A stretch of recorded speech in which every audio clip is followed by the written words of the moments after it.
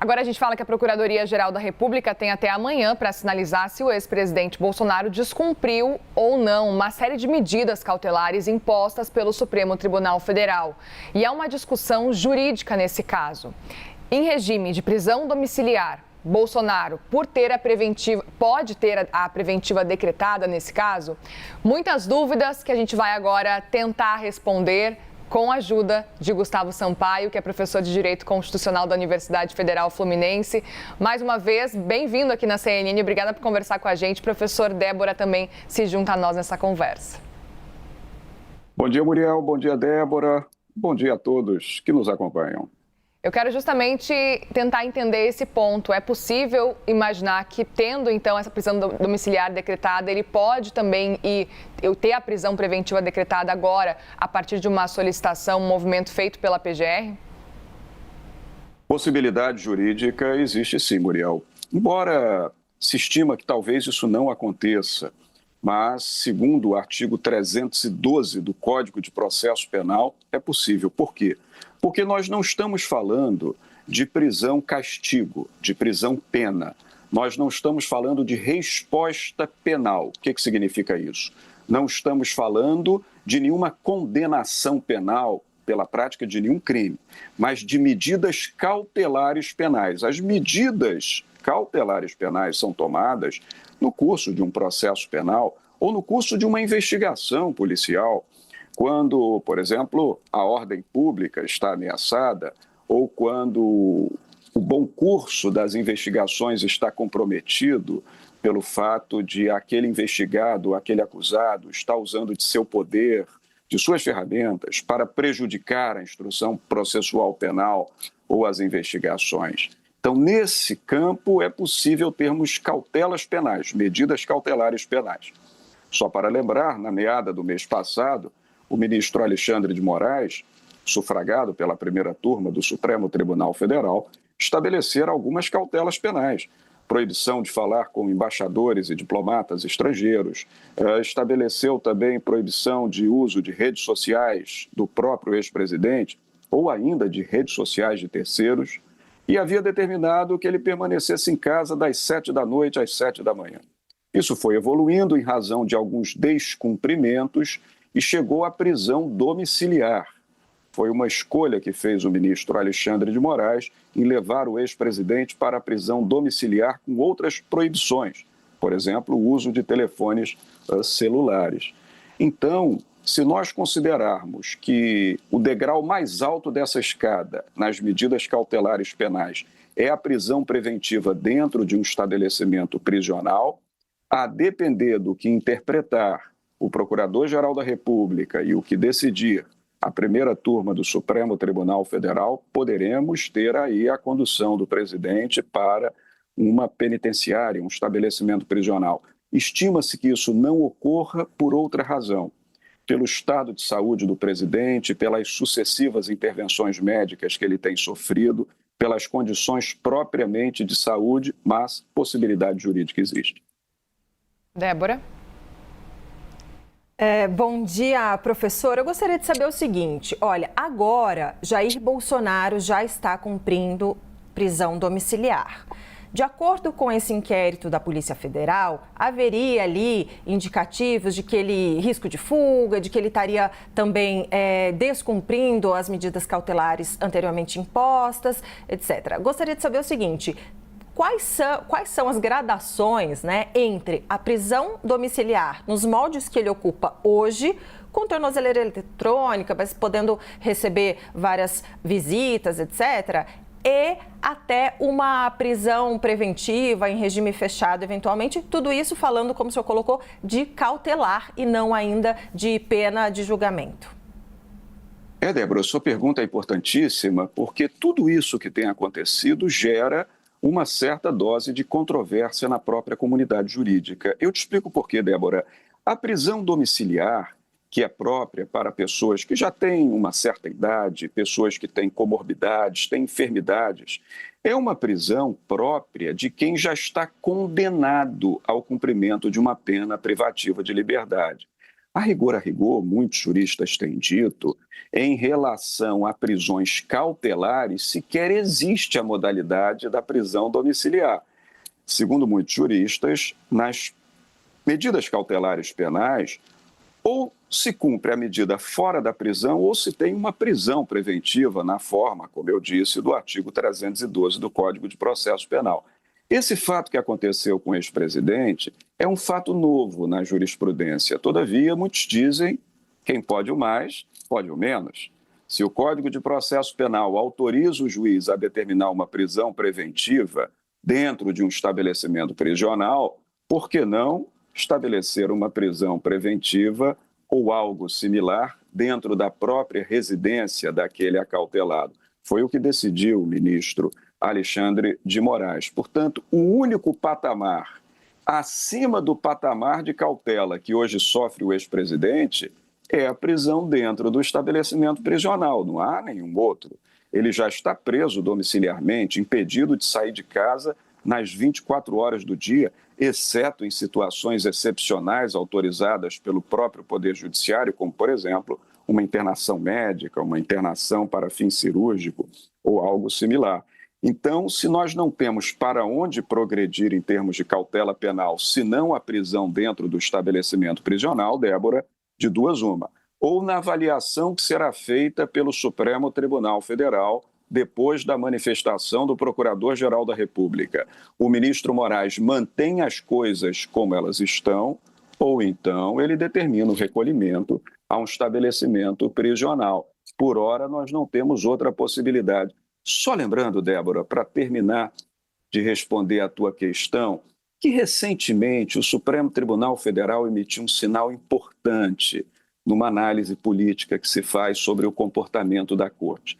Nós tivemos a definitividade do julgamento do ex-presidente Fernando Collor de Mello, outro ex-presidente da República. O Supremo julgou os embargos infringentes opostos pela defesa do ex-presidente Collor, o condenou e ele foi para o estabelecimento prisional.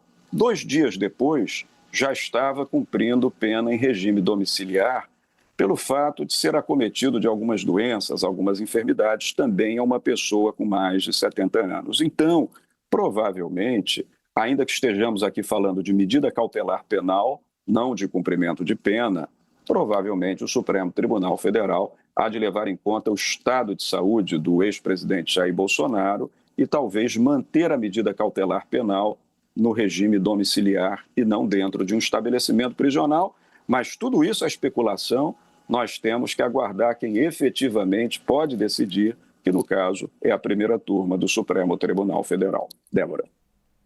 Professor, aproveito para te perguntar também o que a gente pode esperar dessa manifestação do PGR que sai até segunda-feira. Quais pontos que seriam interessantes a gente ficar de olho?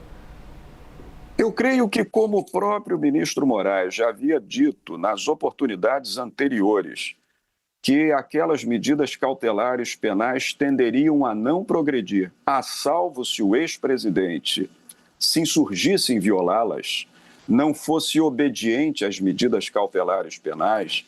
Veja, Muriel, pelos fatos revelados, eu estou acreditando que a manifestação do Procurador-Geral da República, que afinal é o promotor que atua perante o Supremo Tribunal Federal, o Procurador-Geral da República é o promotor atuante perante a Corte Suprema do Brasil.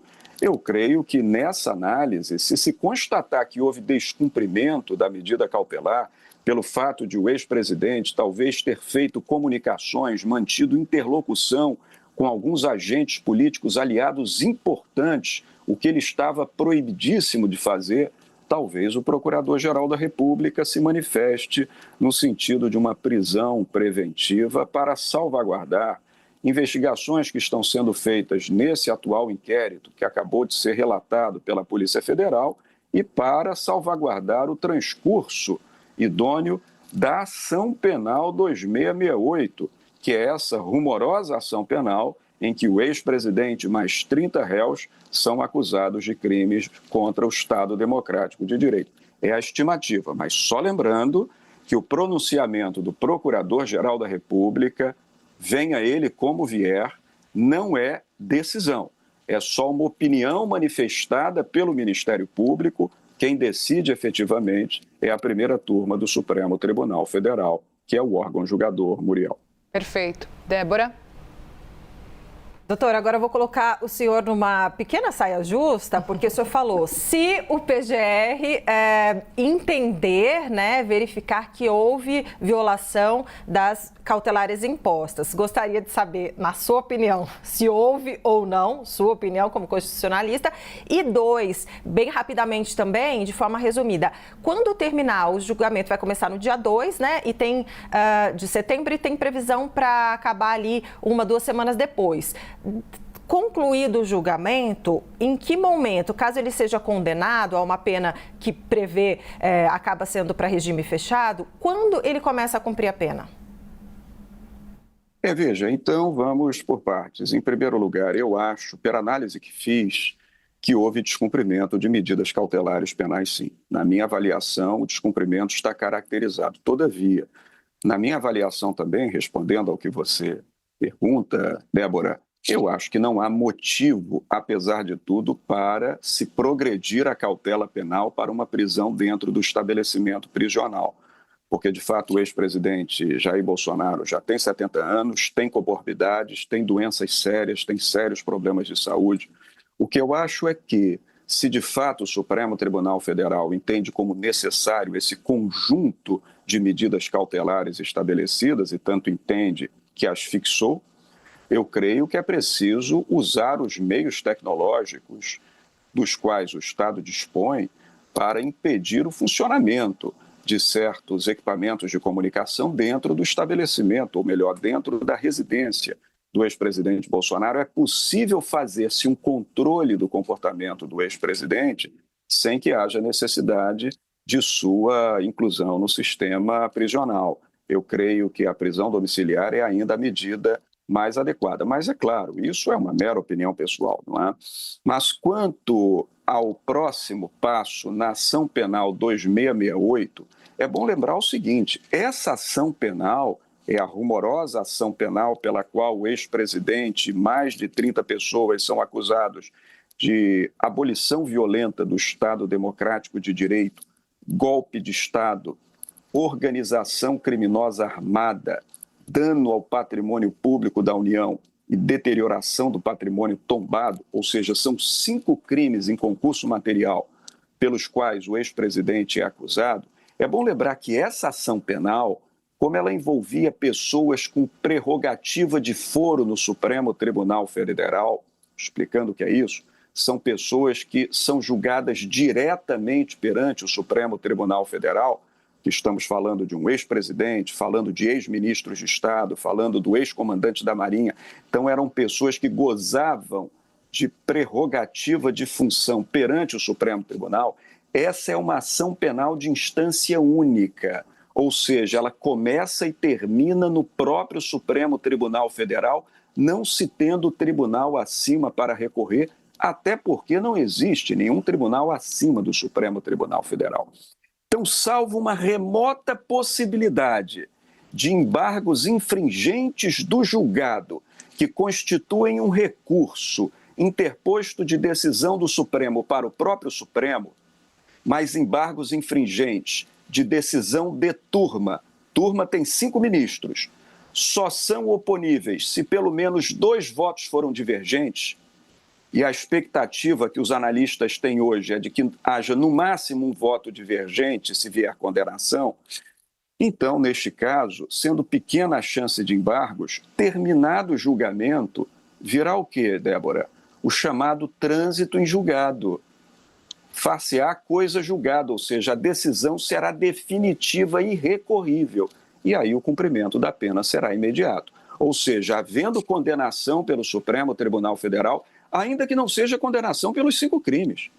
Porque dos 5 crimes pelos quais Jair Bolsonaro é acusado, ele pode ser condenado, por exemplo, por 3, ou por apenas 2, ou pelos 5, ou pode ser absolvido por todos. Então, se ele for condenado, essa reclusão, a pena privativa de liberdade, ela será cumprida imediatamente após o trânsito em julgado, imediatamente após o julgamento. Apenas o meu palpite, já que você pediu opinião, é no sentido de que, a semelhança do que aconteceu no caso do ex-presidente Fernando Collor de Mello, pela idade, pelas doenças, pela situação de saúde, eu acredito que o ex-presidente Bolsonaro, se condenado, cumprirá a pena em regime domiciliar. Perfeito, nós conversamos com Gustavo Sampaio, professor de Direito Constitucional da Universidade Federal Fluminense. Obrigada mais uma vez pela presença, sempre muito bom te ouvir, professor. Sempre bom conversar com vocês, Muriel, Débora. Bom trabalho, bom domingo e boa semana. Obrigada, um bom domingo para o senhor. Obrigada, Débora, também.